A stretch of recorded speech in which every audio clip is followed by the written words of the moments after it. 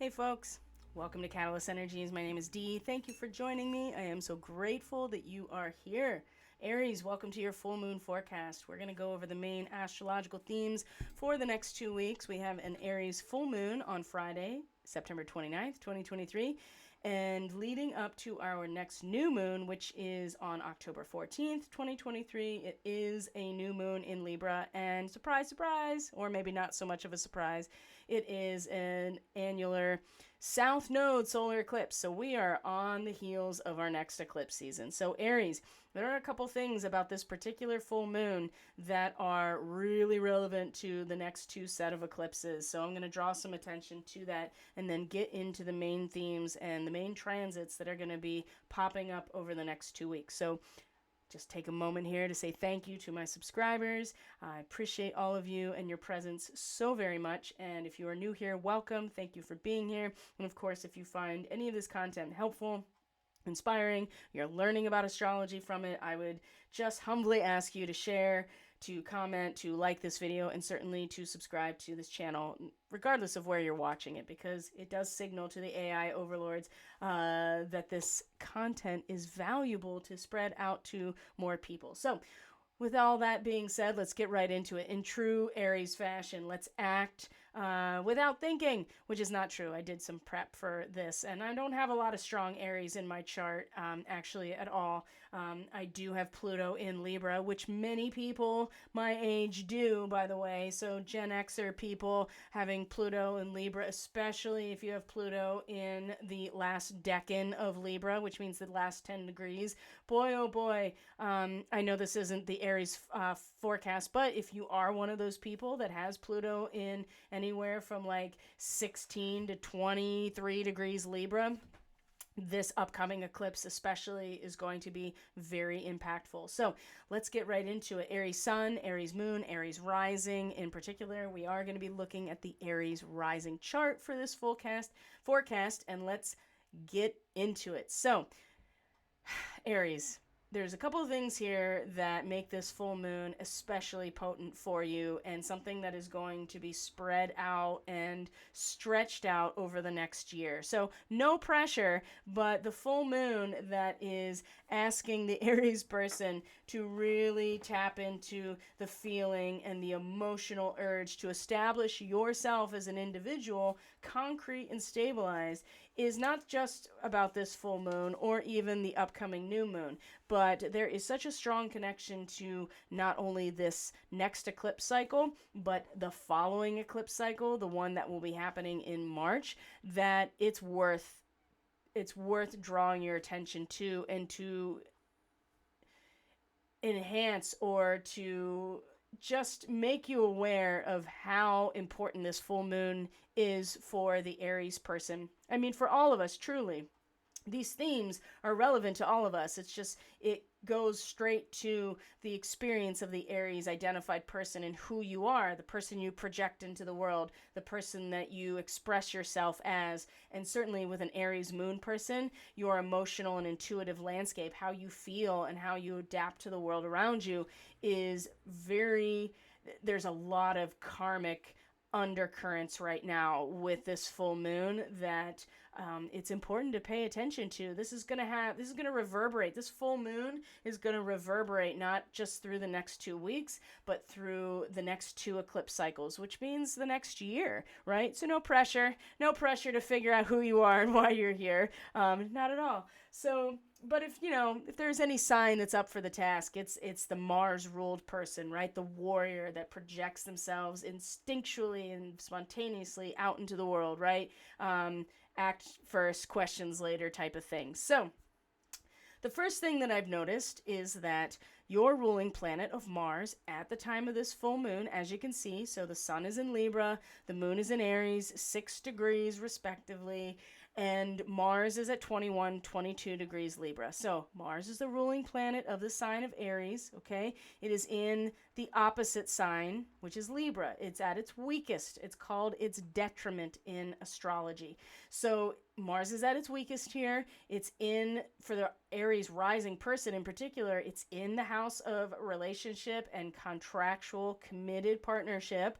And so in some cases, your projection of self as the diplomat in your relationships may have been a good thing, but Mars is very weak here. So if you don't have other strong Aries in your chart, or you have other things in your chart that challenge this, you may find that the weakness that is, it's kind of like a beta male syndrome. Wow, I hadn't thought about that until just now, and I already did one take of this, and that had not presented itself. So I'm glad that I'm doing this again, because that makes way more sense. Because Mars is at its weakest in Libra, being the diplomat versus being the warrior, sometimes in an effort to counter that, there is an overcompensation of Mars, especially if you are identified or ruled by Mars in this area. So kind of forcing balance, forcing peace. That's what treaties are really about. And diplomacy, it's not consensus, it's more about let's find all the ways we can compromise. And sometimes that's difficult for Mars, I feel like, to be in that position when the natural inclination is to be the warrior. So the reason I'm bringing this up is because the degree that Mars is in at the time of this Aries full moon on Friday is the same degree that the solar eclipse is going to be in on the 14th. So there is something really important about the Aries people in relation to this eclipse, not the least of which is the fact that it's the sign opposite of you. So that in itself is important. But the fact that Mars is here on the full moon in the same degree really says a lot to me. So what I'd like to do is read the Sabian symbol for 22 Libra. The other thing that I'm going to point out just now, just so you realize that this is even more profound and not even just through the next eclipse cycle, is that the next eclipse cycle, which will be, again, on the Aries-Libra axis, because this is where the nodes of the moon currently are in Aries and Libra. The North Node, or Rahu, is in North Node, and South Node, or K2, is in Libra. So the eclipses are bound up with the equinoxes right now because of that. So, of course, the next round of eclipses in the spring is going to be in Aries and Libra. But the next round of eclipses in the spring, which starts with a lunar eclipse, is, oh, you guessed it, at the same exact degree as the current full moon is going to be, except backwards, right? So the sun will be at 6 degrees Aries, and the moon will be at 6 degrees Libra, and that's a new eclipse cycle. So what's happening now for you, Aries, in terms of this full moon and the illumination of a feeling, an emotional urge to be a stable and concrete individual, as just like a seed is an individual seed amongst all individual seeds that eventually turn into a forest, but you are still an individual seed that must act as an individual seed. Like, you can't just go to from, there has to be individual seeds in order to get to a place that even harvests, you know what I mean? So it's important that you're visualizing this, because that's what this degree of the sun represents. But this is going to be a process that's going to take us all through next year, to this time next year in 2024. So no pressure. Again, no pressure. It's really just a marker, a set of markers to be like, listen, this is going to kind of be like a jump pad for all of us, but for the Aries person in terms of who you are. Who am I and what am I doing here? That's the essence of Aries. Who am I, right? And what am I doing here? Well, that's Libra, right? That's that you don't discover what the meaning of that is until you get to the 9th house, but in Sagittarius. But truly, this is the question that goes along with Aries. So you don't really ask that question so much as you just act on who you are. But Mars is acting on the interest of what you are part of, what relationships you're a part of. And 22 degrees Libra is about the concern of the simple part of yourself, the innocent, spontaneous, almost naive, childlike part of the Aries person, the Aries energy, the lamb, so to speak. It's the concern of that part of ourselves for the welfare and happiness of those who thirst for renewal, whatever that is, right? And it's very naive. It's a child giving birds a drink at a fountain, right? So it's bringing that which is needed, right? The water is life to those birds, which are, often related to that spiritual aspect of ourselves. It's this innocent and spontaneous version, this childlike nature, right, that Jesus talked about, be as little children. It's that part of ourselves. And Aries, you are that spontaneous, action-oriented part of ourselves that is being represented right now. This degree is about the connection between the child and the bird, implies a spontaneous rapport at the spiritual level, that you want to provide for those who are thirsting. You want to bring the water to those who need it. And that is really where you're projecting yourself in terms of relationship. And there's something about that needs all of us, but you in particular, to be very aware of and emotionally sensitive to the part of yourself that is individually stabilized in who you are, true freedom, right? And the whole thing here is about freedom. True freedom is necessary for there to be actual liberty. Without that true freedom aspect, the liberty turns into, it's really into a form of social control, which eventually slides into totalitarianism. But it starts with good intentions of like, let's all have it be balanced, right? And that's what this degree is about. And not about let's let it all be balanced, but there is a concern from a genuine place within ourselves that wants to provide and give. And Mars is acting in that way. And I think that's important to recognize, that there is a projection into that process that is going to be initiated at a really karmic level with the new moon solar eclipse on the 14th. Right? But remember, it's a south node eclipse, and the south node of the moon, or the descending node, represents the tail of the dragon, that which we are coming out of. And that seems very counterintuitive when you're like, we should really pay attention. But and when I say pay attention to the needs of everyone involved. Let's put our energy, our personal energy and projection of ourselves into our relationships. But if you don't have a concrete sense of who you are in that context, then you are just being the relationship in and of itself is what's dictating what you do, and not your genuine expression of yourself to be at a pure feeling level. I hope that makes sense. And so there's something about all of these dynamics that is going to stretch out not only through the next season, of course, right? We just passed the September equinox. This is a time of harvest at a social, spiritual level.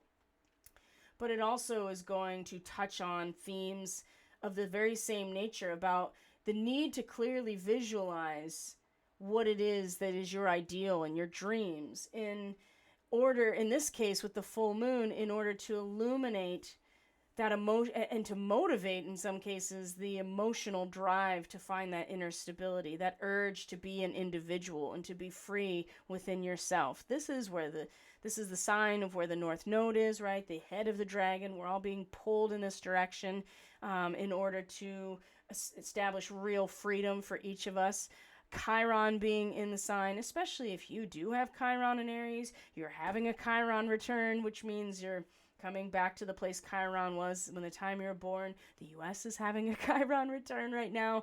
There again, the major themes around Chiron and Aries in the natal chart are about who am I and what am I doing here. So these questions are coming right to the essence of the Aries person, number one. And this full moon is just going to highlight and illuminate that. Now, a moon in Aries has a tendency to be inflamed. It has a tendency to inflame the sensitivity and the emotional landscape, right? It gets your blood boiling a little, right? It gets your fluids hot and bothered. And for the Aries person to be projecting all that energy into a relationship, which, sometimes to have Mars in your 7th house is not always a great thing, because it makes you really just very enthusiastic and really wanting to project yourself into that situation. If you don't know who you are, though, and you aren't addressing the Chiron part of things in your 1st house or how it's related to you, then it is naive at that point. And I would say there's nothing wrong with the naive part, but you also have to be aware of the fact that it's not necessarily going to unfold exactly the way that you're envisioning, but it is the envisioning of your ideal that at least starts to unlock the person you need to be in that situation, or at least the person you want to grow into. So these themes are lasting for the next two eclipse cycles, which are very karmic. They're along the trajectory of our souls traveling and evolution by the nodes of the moon, and has so much to do with the person you put out into the world and being very confident, and again being able to spontaneously be that person without it backfiring on you, as sometimes it can with an Aries person, which is act now, ask questions later. Now, the other part of this report is that there's some really important days that are going to be in this next 2 weeks. Not only do we have this full moon and we have Mars at this position of the eclipse, so you may push really hard right now, especially because Venus is in the third square to Uranus at the full moon.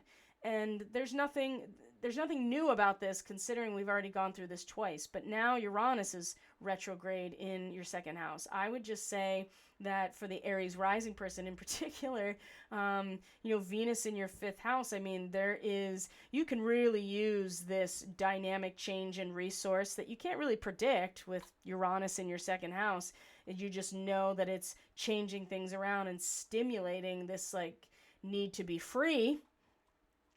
You can find the outlet through some sort of creative expression, whatever that is. And Venus in the fifth house, I mean, it can extend anywhere from really nurturing children to really dramatizing your femininity and presenting yourself in that way.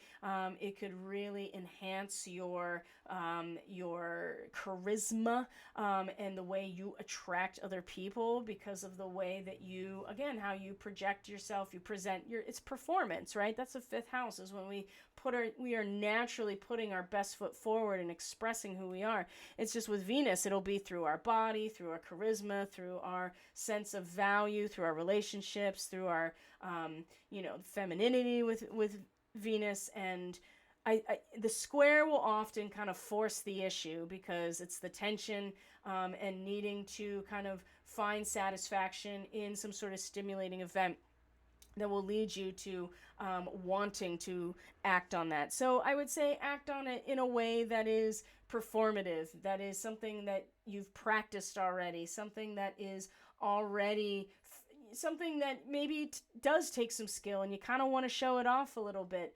And maybe it's the change in your resources that stimulates your ability to act out in this way. I think it's not, like I said, this is the third time Venus is in a square to Uranus this year because of the retrograde in Leo. So it's not like you haven't done this before. It's just going to be a little bit different. I would caution you, Aries, that this going on at the time of a full moon with Mars kind of pushing towards something that is naive but also very spontaneous and spiritual in terms of relationship, that you may find that emotional urge to project yourself emotionally into something because you are visualizing who you are in relationship, who you want to be in relationship, right? You may find yourself putting yourself out there, and it could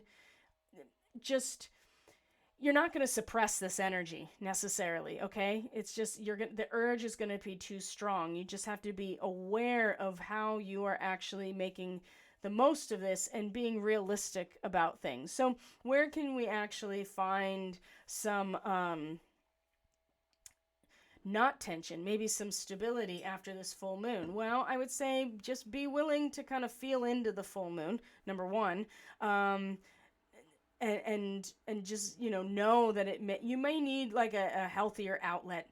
Let's just put it that way, right? You may need to kind of get into some sort of space on this full moon that allows you to get that energy out in a very palpable, like physical way. So it might be dance, right? Venus and Leo in the 5th house, right? Could be something like that, or something very physical, or something that is very artistic, but also is very palpable, right? Venus rules the 2nd house. Maybe there's a shift in your resources that you just have to like be some sort of like ninja about, or put out there in some way, or transmute into take a risk in some way.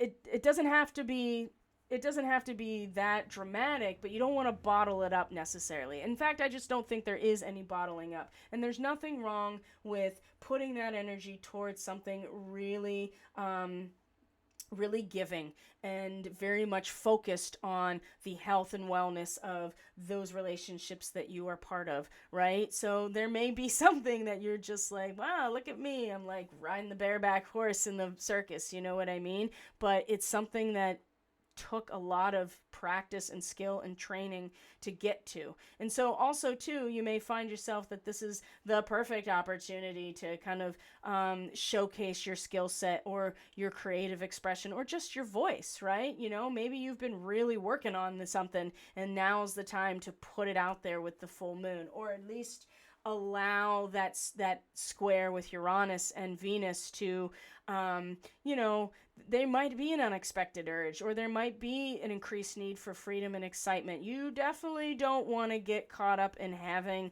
I don't know, an affair, possibly. That could very well happen in this situation. So just be mindful about stepping out because you're looking for something to fulfill your wandering eye, right? So you, especially if you feel smothered or confined or bored, you may lash out in anger. That's the other thing about this square.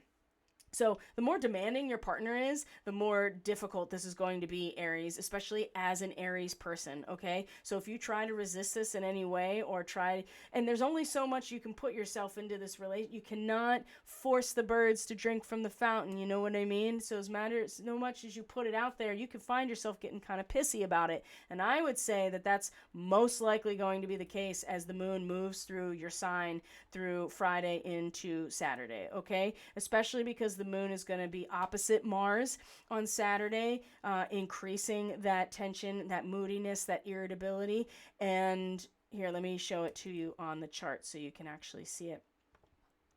And the moon's also going to meet Chiron. It's going to meet the North Node. So it's going to be kind of an intense weekend for you, Aries, as the moon moves through your sign and having all of these types of relationship struggles, really, especially between you and the seed that is released at the harvest. You see what I mean? Like, it's simultaneously seed points, but at the same time, you're emotionally kind of feeling into your creative potential as an individual, but also very much more acting on and outwardly identified with the harvest, the seed potential that is being released in your relationships. And as you can see with the South Node here in Libra, this is where the soul has been. So there's a lot of momentum forward, but this is coming back to you, Aries, and who you are. And just like all of these full moon forecasts, the moon's going to move through the bottom of the chart. This is all about you as an individual identity and expression. And it's going to be important that you're sensitive to what this is feeling like along the way, because when the eclipse comes in Libra, in the sign opposite of you, it's going to be deeply embedded in terms of your ability to really make this connection and to come forward and give what you feel is necessary for those who thirst for it. There's more, Aries, there's just more work that's going to be done in this way in terms of you and the person you are in the social aspect that still needs to kind of like, I think, just wrap up in a lot of ways so that you can step forward as who you are. But that person is like becoming viable right now. It's not necessarily time to act on it, although it's going to feel like that with Mars in Libra and meeting the South Node. But that's the momentum pushing us forward that's going to be next year, okay? But these are little steps. These are seeds becoming viable. This is like the first stirring of the spark of life within you, Aries. And you have to be sensitive to that without necessarily acting completely on it right now. It's just the square with Venus and Uranus is really going to make that hard. So allow a creative expression to come through, because Venus is in your 5th house, okay? And that is your creativity. I just feel like that Mars, the moon opposite Mars coming into Saturday, is going to be it's just going to be a little bit difficult, and it's going to be just an inflamed weekend for the Aries people in different ways. So and you can be subject to aggression. You could be the aggressor with this moon opposite Mars. I think moody and short-tempered, especially because there's a sense of you have everything you need here, and Mars is like, I'm ready to move forward. And I think that the hostility is going to easily come from the fact that you want to push that sense of like, I have everything I need into your relationship, and kind of force the other person or other people to be like, yeah, just do this, you know? There's just a lot of conflict in the air with this astrology. So Aries, just be mindful of that. Let your steam off in a healthy way, finding a place for your desires to be fulfilled that's not going to hurt any other people, or be on the other side of it, right? This can be where you are on the receiving end of some sort of very abusive behavior or aggression. So take care of yourself during this weekend, okay? So Mercury is also going to trine Uranus. Now we can talk a little bit about Mercury, okay? Because Mercury at this trine, as you're going to see here, on Saturday. So there's all this conflict with the moon moving through your sign, opposite all of the Libra stuff, and being very irritating, and also deeply moved by the soul, right? The moon meeting the North Node, the moon meeting Chiron, right? All of those wounds of who am I? What am I doing here? Like just getting brought up to the surface and being very tender, right? It's going to be really easy to be triggered into, some battles here. But this moon in a trine to Mercury, really strikes me too, because it's out of shadow. Mercury's out of shadow. It's in its home sign. And for the Aries rising person, it's in its home house of the 6th house.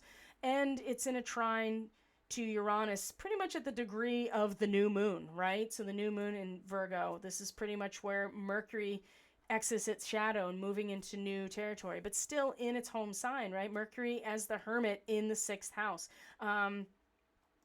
This is another thing that I feel like is potentially going to stimulate something really new, right? Exciting news, new opportunities, chance encounters. It's very stimulating and electrifying on your thinking, and specifically on resources and what you are doing with those resources. Something's going to change, right? And it has a lot to do with the shifting of the nature of your inner resource, right? Uranus in its retrograde is like kind of internalizing the shifting material landscape within you. So something's going to change here. And the trine, or the 120-degree angle with Mercury, is where there's going to be the stimulation coming to how you're going to make use of this change, right? So it's stimulating, it's electrifying. When you keep an open mind in a transit like this, things come naturally, and you increase your chance of making discoveries, right? Your senses are stimulated. This is a good time to solve problems, right? Put the pieces of the puzzle together.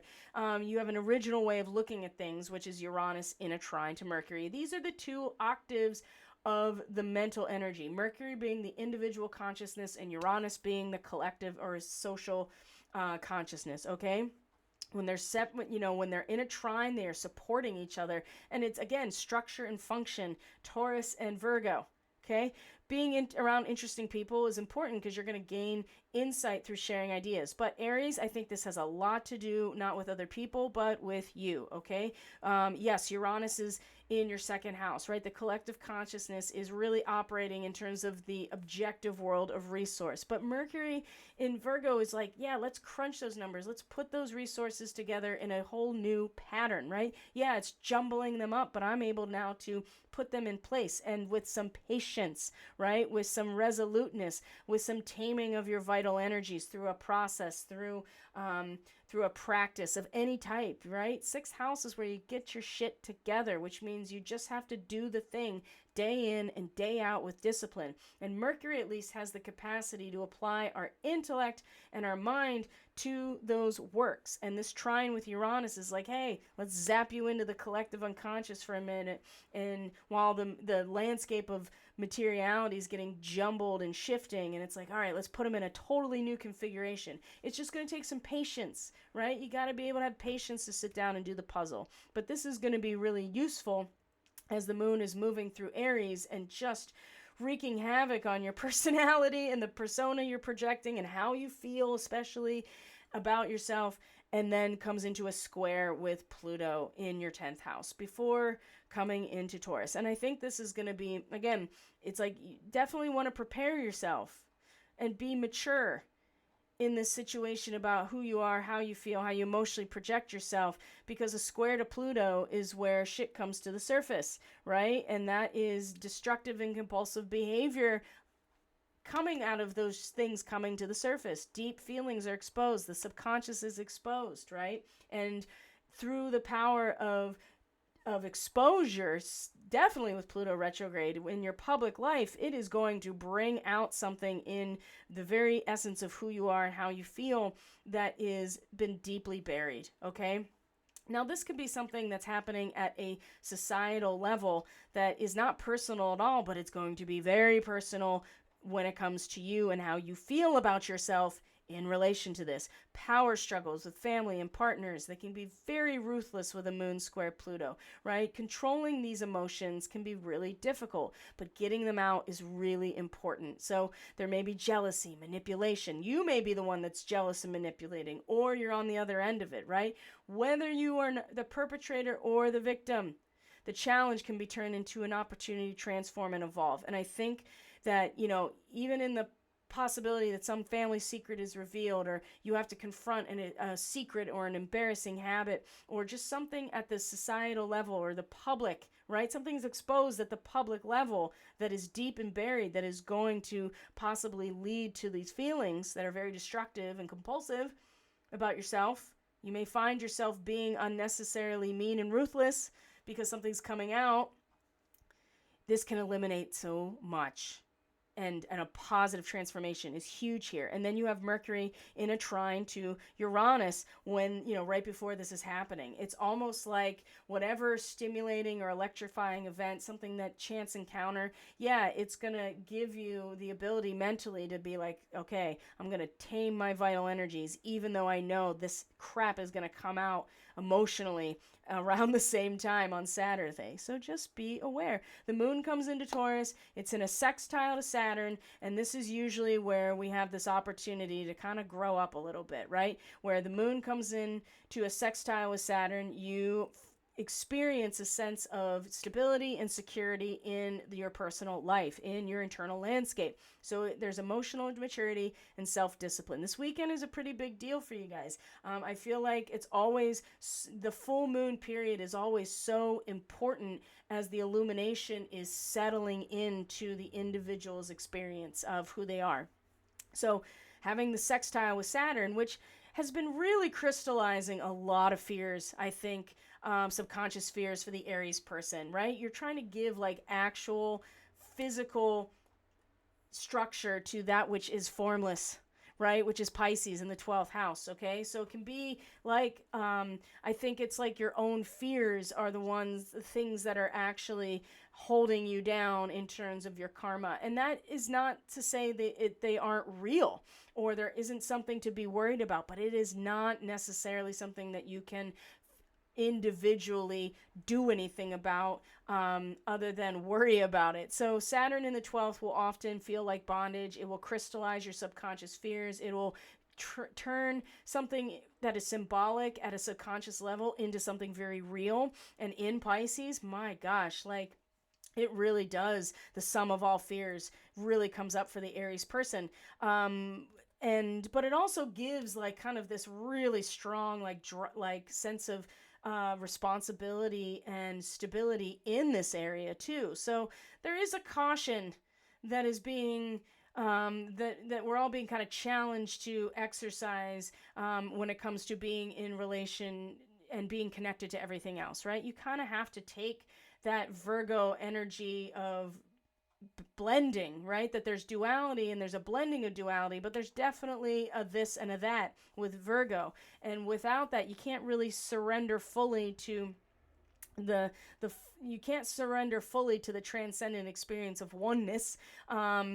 It's in spirit, without acknowledging that it requires you kind of going into your own darkness first as the trial run, right?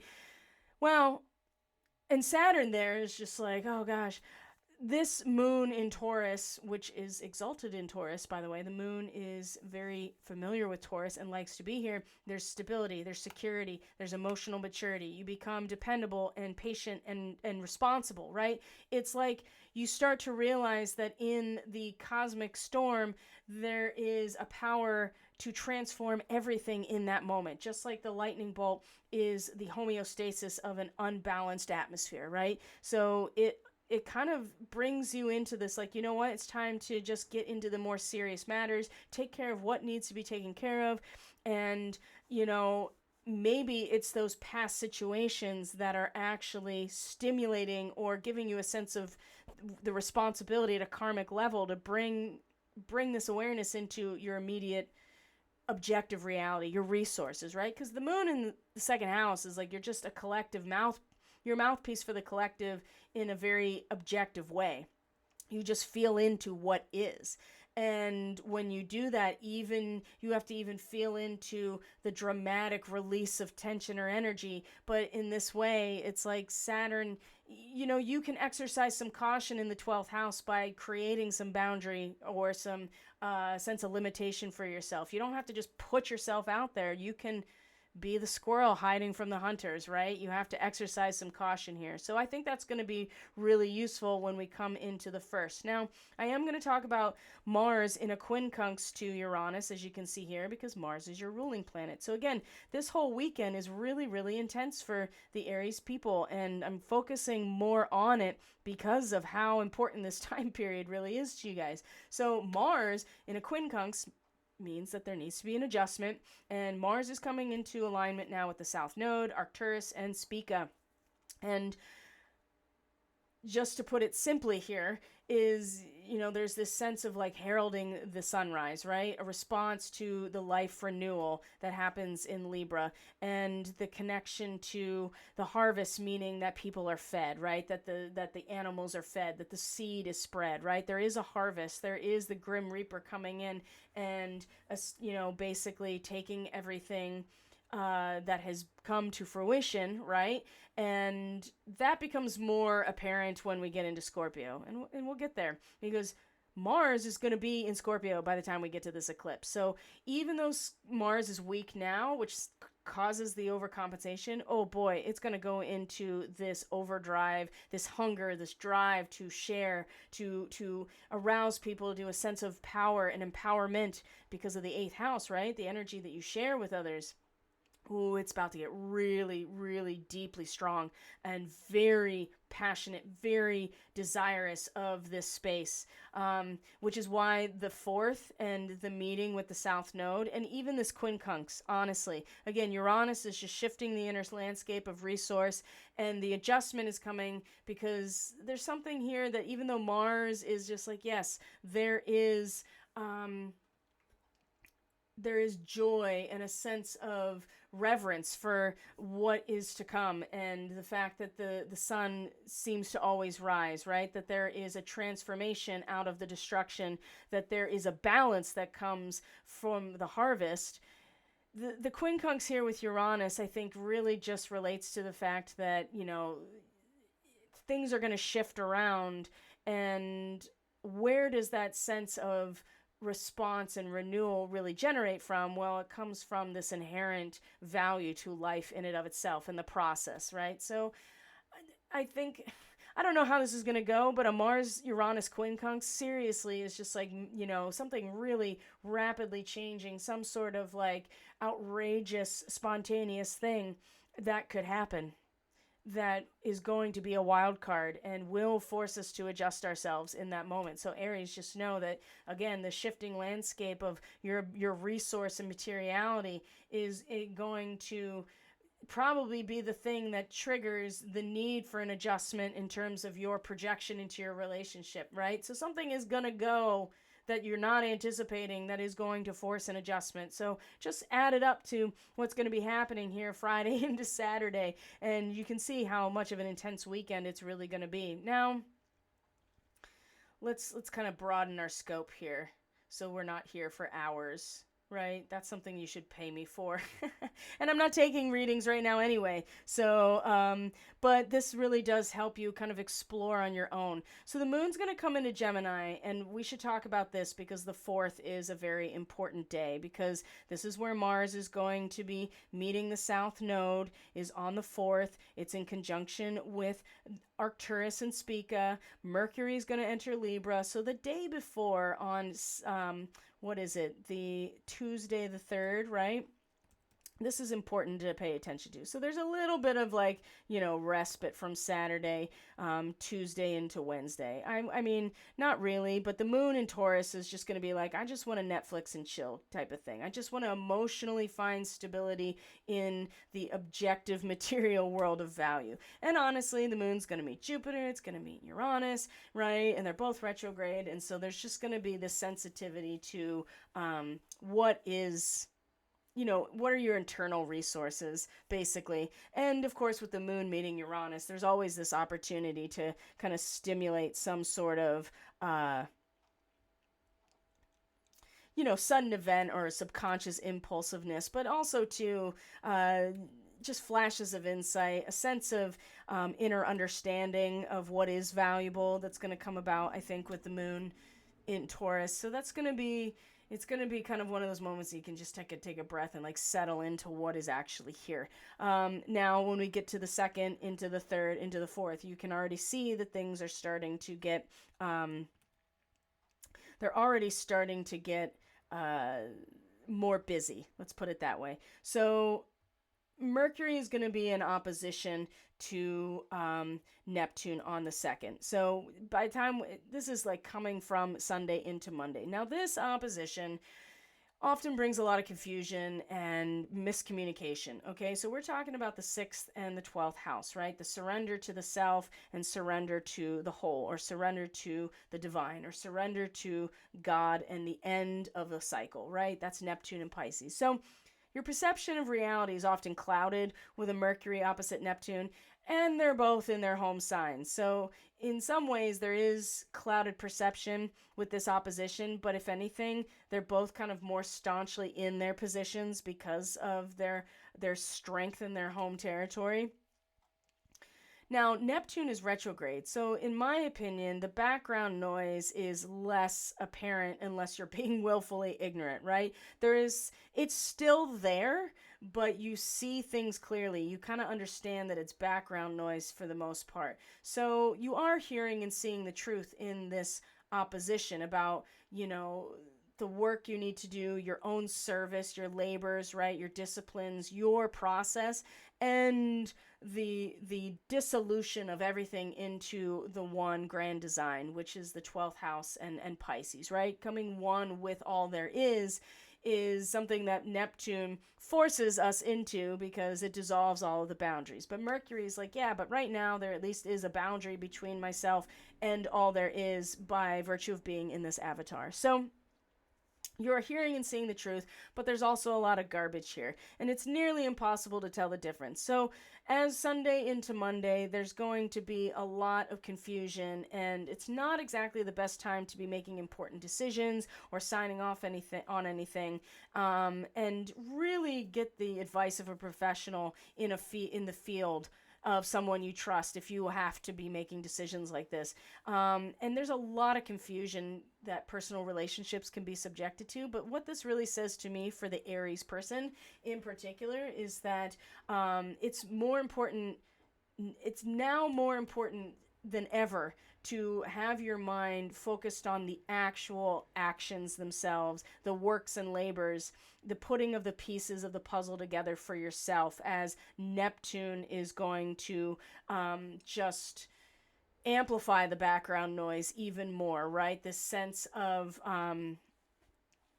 everybody kind of going off in their own direction, which in some ways is the perfect time for you to focus on your actual participation in the presence of the Great Spirit, whatever your particular role is. So as much as a Mercury opposition with Neptune, especially in their home signs, is very confusing and there's a lot of misunderstanding, there's also a lot of clarity that's going to come out of the strength of the opposition because of the planet's strength in their home signs and the fact that Neptune is retrograde. There's something, I feel like there is a lot easier time of filtering out the background noise if you choose to do the things that filter out the background noise, right? Your meditation practice, your prayer practice, your energy work practice, whatever it is that you do to get grounded and to get focused on your works and service and labors in the presence of God or the Great Spirit is going to be really important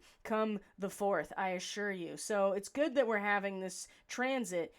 Just be aware of that. So when we come into the 3rd, the moon's going to come into Gemini, and this is where it's going to be when Mars comes into conjunction with the South Node. And the 4th, as we all know at this point, has been an announcement for a EBS test at 2 p.m. Eastern Standard Time, where every TV, every tablet, everything connected to a wireless network of some sort is going to broadcast this emergency signal. So the moon will be in Gemini, right? Gemini. And, you know, when the moon representing our subconscious and the way that we adapt to everything around us, I mean, there's definitely going to be some sort of signaling at the subconscious level. So it's important to be aware of that, as Mars is also meeting the South Node, right? The tail of the dragon.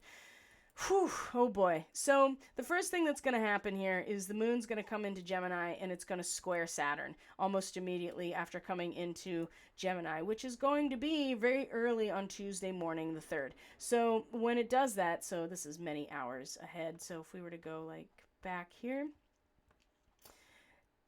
because this time period leading up to the 3rd quarter moon, which is going to be in Cancer, I mean, is really, there's just so much happening here. And this is a really pivotal time for the sign of the full moon, because the moon is moving for the first 3 houses, right? The houses of individual identity. And for an Aries, I mean, it's all about this right now, about who you are. So the moon comes into a square with Saturn, and this will be such a downer because it usually is. And it's going to be a downer for the Aries people in a way where your past relationship failures, your losses, your grief, your sadness, your loneliness, your guilt, and your shame, everything that depresses your feelings and relationships and makes it hard for you to share with other people is going to be amplified here. And it's going to really, I feel like, diminish your emotional ability to just have faith in spiritual blessings in and of themselves, right? Because of past failures, past loss, right? The grief that you're still holding on to, the aspects that aren't even really yours, but you're connected to in the 12th house that are really nagging you and looking to be concretized, even though they're more like subconscious fears or things that are part of your past or past life, okay? So take responsibility for these emotional reactions with yourself, honestly, because if you don't leave room for spiritual blessings, if you don't put the stockings out on the mantle, there's nothing for Santa to come and fill. You see what I mean? And there's nothing wrong with exercising caution. This is the other side of it, but it's going to be in your depressed mood or all of these downer feelings that are, and this sense of fear and wanting to kind of hide yourself away, that you're not going to put yourself out there for what could be an actual, like, more of an intuitive communication here. So if this has to, again, we're talking about the 12th house of Pisces and the 3rd house of, what's right in front of you in terms of your perception. Right? Your perception is that there's always room for hope, right? And that's what the moon in the third house, in terms of your communication, in terms of what's right in front of you. The other thing about this is that there may be something off about this situation for you, that you really are just like, I should exercise some caution and not just put everything out there just to like receive whatever the hell comes down the chimney. You're going to have to decide that for yourself, but it's going to come through whatever emotional upheaval or sense of depression. You may just need to sit back and be in a foul mood for a little bit and let the emotional coldness just pass over you. But unhealthy relationships can easily come to an end in this situation. So I feel like, by the time we get to Tuesday, it's going to be like, like, do I leave myself open, or am I unnecessarily closing myself off due to past fears or this sense of fear that is being triggered in the collective with Saturn and Pisces? I think that's a big part of it too. But the sun is going to trine the moon. And these are great transits, okay? When the moon trines the sun, we feel very confident, relaxed, comfortable to be ourselves. You do see that there is kind of this grand cross going on here now with Lilith and Saturn and Mars coming into conjunction with the South Node, meaning it is opposite the North Node, right? So this is important for you guys because Mars is kind of your jam, right? Mars is representing you as an Aries person. Okay, so let's get formatted here before I move on. But the moon coming into a trine with the sun is pretty favorable as far as I can tell, because again, feeling very emotionally relaxed and confident, whereas the sun in terms of relationship land, is like, this sense of really pioneering new territory in terms of, just in terms of the patterns, the information, how you're receiving the information, what kind of information you're receiving, right? Because that's all third house. Your communication with people, the style of it, your perception of reality through an intuitive channel like the moon.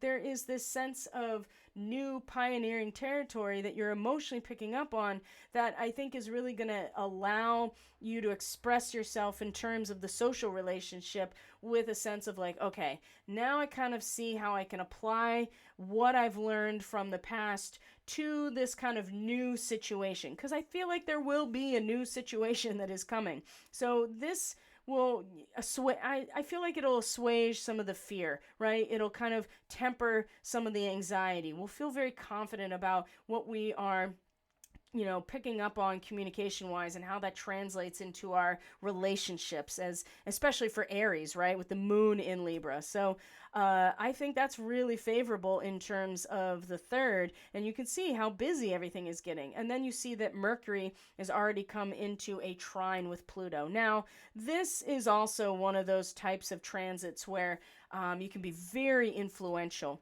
And Mercury in late Virgo is the sheer power of your personality in times that call for decision, right? So whatever's going on with Pluto, as it's finally like at the end of its exposure of what has been eliminated so far about the institutions of government, the economy, the healthcare system, whatever those Capricornian themes are, and truly Aries for you, it is definitely in terms of your public persona and your public life, right? Your mission.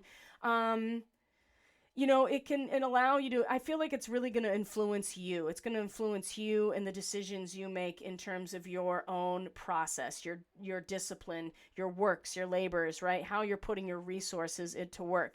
And you can influence others, right?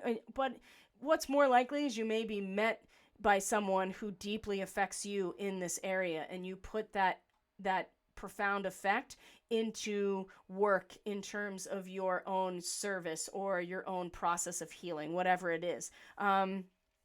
I think it's really going to, for the Aries person in particular, really going to put that ability to understand things to a sense of self-analysis, to be perfectly honest. I feel like that's going to be a big part of this as well. So it might start off a little dicey at first on the 3rd, but by the time we get through that day of Tuesday, I feel like that there's going to be a lot more optimism and idealism about things, and the ability to really apply that sense of being profoundly affected at the societal level to your own process, maybe investigation, uncovering secrets about yourself, right? Like getting into your own psychology and putting that process to work. And then you have you have Venus in a quincunx to Neptune, and like I said, it just brings optimism and idealism into your creative expression and your sense of joy and excitement, right?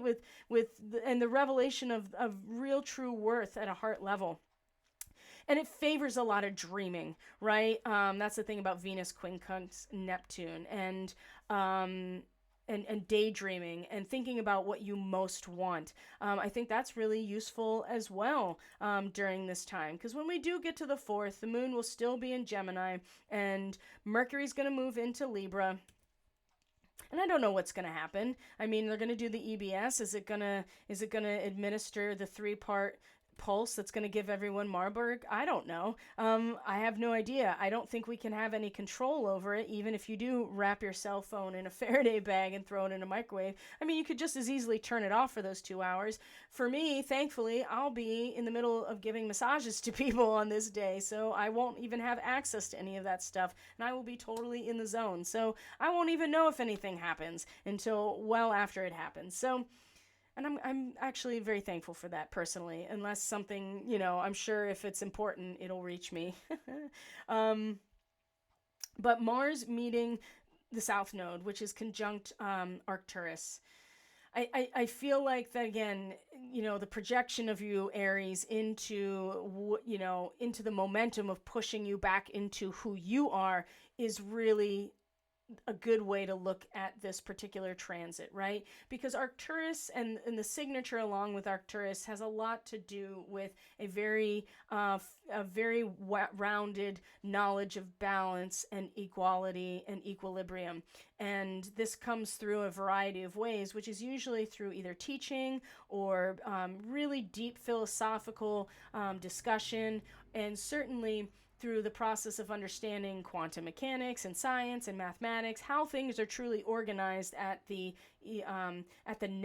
level of nature, right? And so Arcturian starseeds, for instance, tend to be very interested in these subjects: ancient civilization, sacred geometry, mathematics, natural sciences, quantum mechanics, how things are organized to achieve natural balance. And so there, and to see the transcendent meaning in everything that happens means that you see the counter side of anything, right? By being able to acknowledge that there is in fact something that is I got distracted by I got distracted by a sound happening out in my house.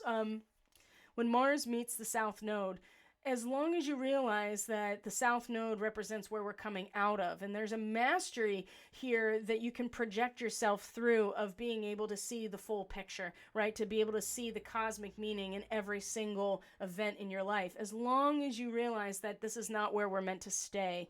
And there's something about this that I don't quite understand exactly why they chose this transit for the EBS, but I know that it's involved. And I think it's because when we talk about Libra from a purely mundane perspective, you are talking about the social contract.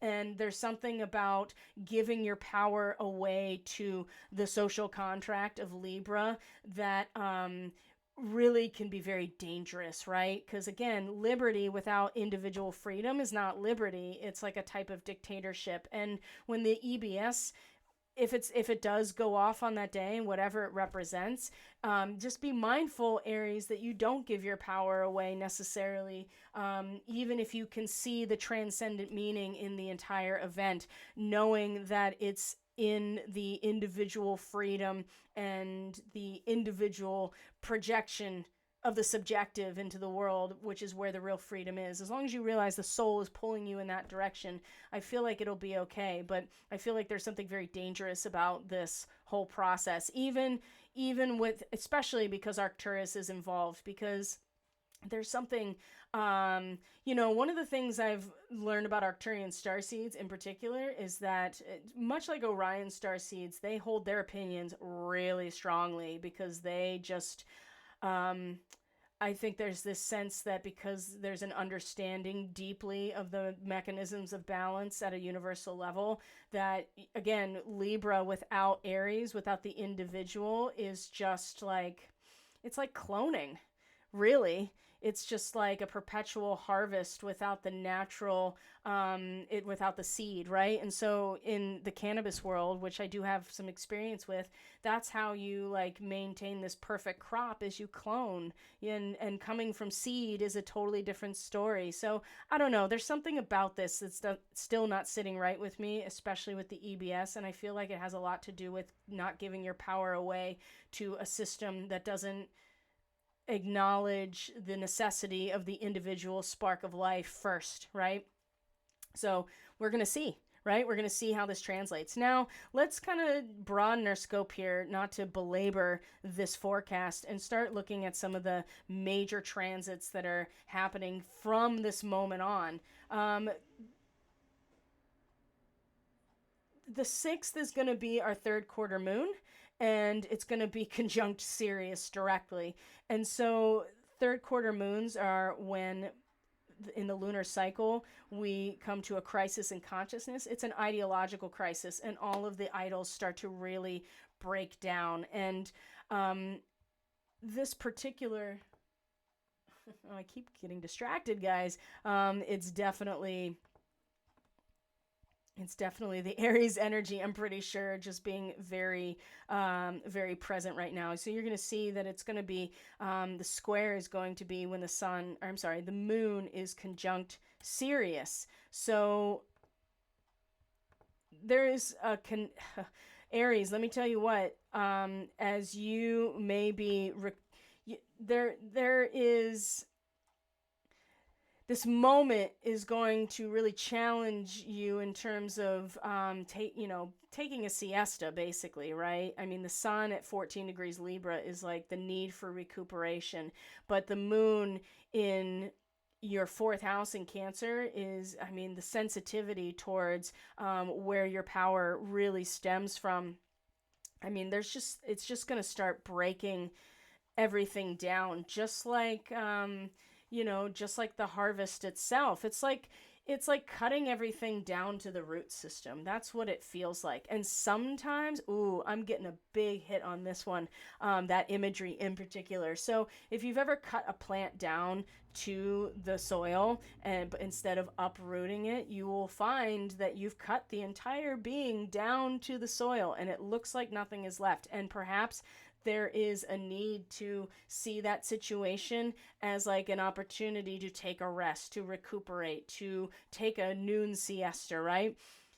But the root system is still very active and still very much in play, and you will emotionally, I think, be very sensitive to that place.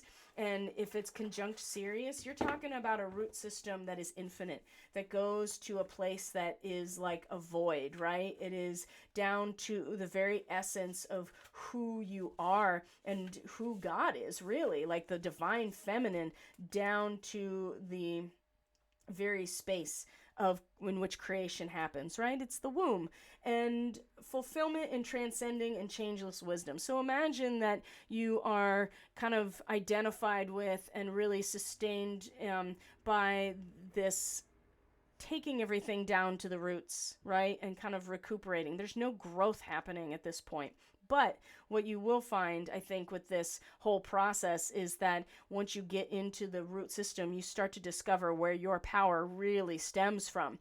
And it may come from this cutting the relationship down to the soil with this third quarter moon. And that's often what happens with third quarter moons. It's like the ideological crisis is because the catabolic energy starts to really concentrate, and everything else is starting to get pulled down, right? All of the scaffolding is getting pulled down there. The light of the moon is waning, but she's going to be in her home territory, in her natural house for the Aries rising. So you're not going to get the full emotional story But it'll be very important at this moment, Aries, to actually find that place within you. Face the great void, right? The permanence in the truth of where your power comes from. Because something in terms of relationship land is going to get cut down to the soil. And it may not be necessarily of your doing.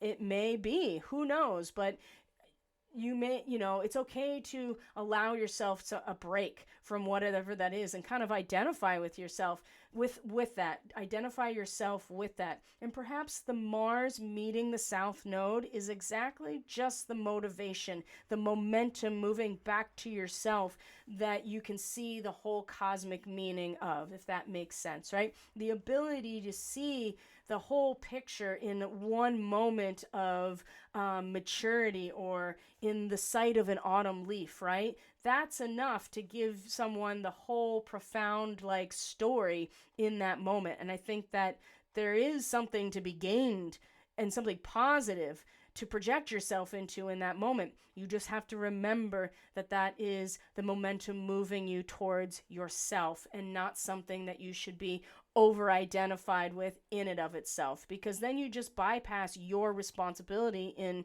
this entire process of being who you are. Everybody has to play their part. Everybody. And Venus has been doing that, in Leo, in the 5th house, you actually playing your part for a while now. She's about to come into Virgo, and then it's the challenges are going to be that much more, you'll be that much more sensitive to them, right? They're going to be challenges to the functionality of your health and wellness, right? The functionality of your relationships. And it's going to be challenging, but at least Venus kind of softens the edges of that situation, especially in Virgo, right? Because it's going to be very much like a pregnant mommy at that point, right? Where the gestation is happening and all of her focus is in on the perfection of her vessel, of a vessel to bring forward this new life. So, but you have to be aware of your own power and be very sensitive to it in this moment. Something by this time is well on its way to being cut down to the roots. So, when we talk about the rest of this lunar cycle, the 7th, the moon continues to move through Cancer and moves into Leo. The 8th, the moon is in Leo, and Mars, your ruling planet, squares Pluto when that happens. So let's look at that. Now we're talking about the following weekend, right? The 7th into the 8th. So the EBS has happened, or it hasn't happened by this point. Having a hard time loading things here. There we go. The 8th is where Mars in Libra square to Pluto, and keep in mind here that these two rule the sign of Scorpio together, and Mars is about to move into Scorpio, into your 8th house. So this square, pay attention, Aries, this square is going to be a huge power struggle and a confrontation at this point. When these two are in a square to each other. This is because an intense desire to gain control over others. Now, with Mars in a 7th house like this, you bet your ass that you're going to try to do this, right? Especially Aries people like you, Aries, are going to find yourself acting in this way in your relationship because of the influence of Pluto up there in your public life, right? Influencing you in a public way. So one of the things that is a very easy way to wrap your mind around this is that, your boss or some other really powerful person or institution in terms of your career or your public life or the social welfare as a whole is something changing or being destroyed, or just agitating that Mars energy is going to translate to some sort of direct action in the relationship. So that's just one way to think about it. So you may notice a need to climb the ladder and achieve a more powerful position in your profession. I would say that is really strong here for you, Aries. By repressing this urge to meet your goals, this internalized energy is going to come out aggressively. Okay, so to avoid being a victim, strive for success, but do so carefully. And part of this is Mars and Libra becoming aware that it's not just about Mars. you know what I mean? It's not just about you, that you are never alone, that you are surrounded by forces that are assisting you in this process. So you can't actually get anywhere by victimizing the people that you are in relationship with. So avoid the tactics of being cruel or jealous or underhanded, and try not to be too assertive. I know that's hard, but at least Mars is in Libra. So if you're not trying to overcompensate by Mars being at its detriment, you may find that you can, act on this intense desire without being overly assertive or making other people feel threatened, okay? So this especially applies to your superiors or in positions of authority. So you may find that you are trying to challenge your boss or somebody who is your superior, and they might start to act in a way that, because they feel threatened. So just be aware of this. People with more power than you will have the upper hand, though. So don't start making enemies now, especially if you are feeling like really supported. And you may feel really supported. You're like, you know what? I got the community on my side. I have support surrounding me in this situation. Just realize that if you attempt to back someone with more power and influence into a corner when you truly don't have the upper hand, it's not going to go well for you. And I feel like that Venus coming into Virgo as well at this point, just on the cusp of Pluto stationing direct. Oh my. Just be mindful, Aries, of how impulsive you can be about things. So maybe you have to let it get, cut down to the soil and not try to fight for it, right? Now, when we get to the 10th, the moon is in Virgo, Venus is in Virgo, right? The house of getting your shit together. And what's happening? Pluto stations, okay? This is going to be a big deal. This is when the demolition machine at the level of the economy, of the government, of your career, of your large-scale mission, your public life, all of it's going to turn back on. And Venus is going to be opposite Saturn as well. So, and the sun is opposite Chiron. So we have a grand cross. Again, we have these two opposing factions here that are going to create tension in multiple directions, okay? So first, Venus opposite Saturn. Now, what day of the week are we looking at? Yes, the 10th, when Pluto stations direct. You have this opposition with Venus and Saturn that is definitely can bring sadness and loneliness and pressure and being pressured by people, and possibly even being pressured by your own fears, right? And the best thing to do is to show how you care by working hard, doing practical things, even though your efforts will probably be ignored. And with Venus in Virgo, I mean, this really is just like making service to your relationship, like making that work to your relationships your service, right? Try to work out where you're responsible for any of these difficulties, and try to work on what? Self-development. This is where Venus in Virgo is going to come in handy, and a good time for preparation. Try to pay off any debts, right? You don't want to get pulled into the negativity and the loneliness and the sadness and the delays with your finances possibly, or feeling pressurized in this situation, right? You don't want to necessarily, at least organize yourself where you stand if you know that you can't take care of everything right in this moment, okay? This is Venus opposite Saturn while the moon is in Virgo and Pluto is stationing. Because Pluto, like I said, the demolition machine turns on at the societal level. Now on the 11th, which apparently is the backup date for the 4th of the EBS, the sun is opposite Chiron. Oftentimes these opposition, any kind of tense aspect between the sun and Chiron is just going to bring out, again, the same question, especially in Aries with Chiron in your sign, about who am I and what am I doing? And you're kind of identified with and expressing yourself through the social mechanisms, right? And so I just feel like this opposition is, are you over-identified with the social mechanisms that basically balance things out? Or are you working with your own capacity to achieve that balance within yourself, right? This opposition is going to be brought up. It's going to be bringing these themes up big time on the 11th.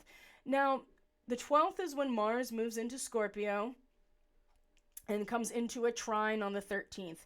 So this is where we're really ending here this report, because then we come into the eclipse on the 14th. So Mars comes into Scorpio on the 12th, right? And so this is Friday the 13th, by the way, like as if it can't get any more like weird.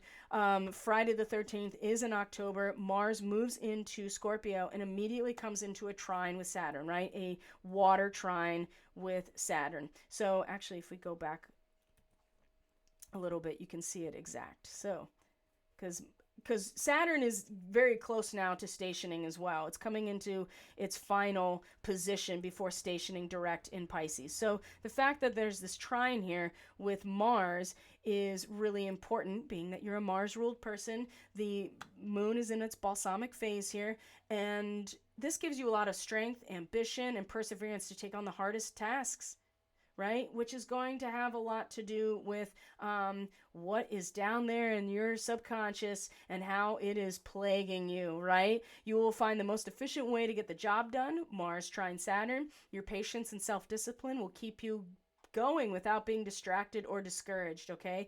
You're going to want to keep this in mind as you move forward, okay? This transit is going to be really important in order to really soak up that strength and ambition, as Mars is then going to start making the journey into the underworld for you, Aries. Big time. Excellent transit to follow through on something you're passionate about, right? And where's your passion? It's down there in your 5th house with Black Moon Lilith. So, you know, just feel into where your sense of power is, and I feel like that's going to lead you in a good direction. Your patience and self-discipline, like I said, keep you going.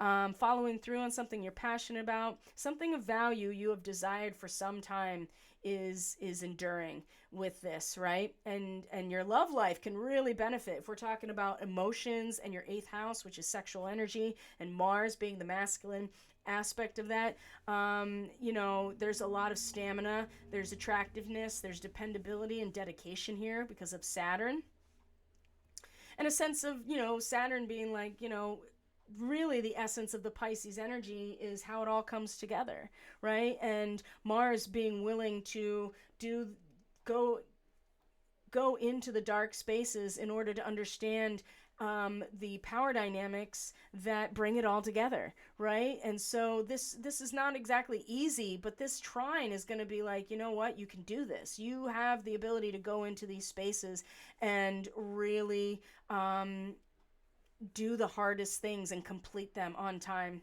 on budget, with perfection, right? I think this is incredible, because once we get to the eclipse on the 14th, I mean, this is where a whole new cycle starts to unfold. And we've been talking about this time for a really long time, this Pluto stationing direct in this next eclipse cycle starts with a south node eclipse. This Mars trine Saturn at 0 degrees is like a crack between worlds. Please take advantage of it. I know it seems a little spooky, I guess, with Friday the 13th and how that has all kinds of weird implications, but just and remember that Saturn is retrograde. A lot of this is internalized in terms of these subconscious fears and the way they're being crystallized. This is your opportunity, Aries, to go into the power dynamics and the relational dynamics that lead to that kind of stuff, and it will take courage.